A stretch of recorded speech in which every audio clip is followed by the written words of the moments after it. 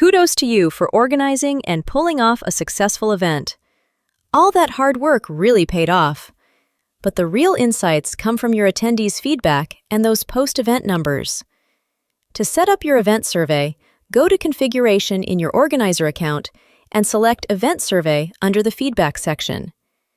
You can edit existing custom questions by clicking the Edit button, delete any questions you don't need, or create new questions by picking a question type from the drop-down and hitting Add Question. Once your feedback form is ready, toggle the Event Survey button on, then go to Communications and click on Email to Participants. Select your recipients or use Filter Recipients for more advanced options.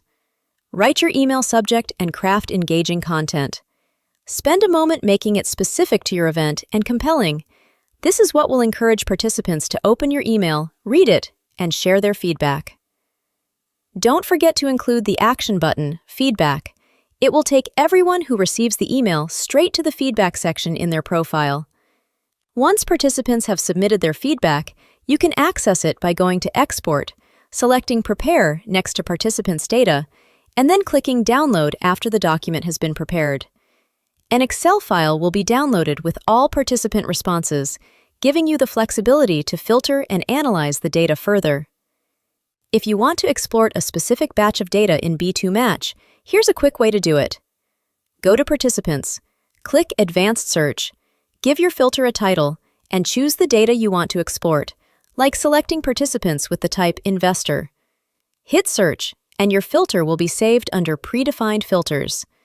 Now, when you go to Exports, you can download participant data with this filter already applied. For a quick overview of numbers, just head to the dashboard. There, you can see stats like how many attendees engaged via chat or who your top networkers are. Fast, easy, and effortless. Your data, your way.